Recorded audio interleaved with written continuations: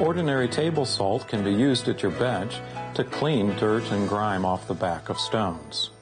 Place the stones that you need to clean in the palm of your hand and sprinkle some salt on top of them. Take your finger and rub the salt over the stones. The coarse crystal structure of the salt will scrape away any dirt and grime on the back of the stones.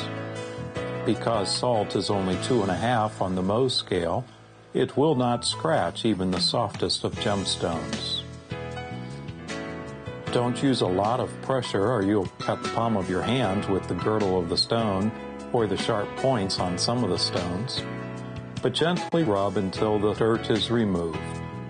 This will easily clean any dirt and grime off the back of the stones that you are resetting in a remount job.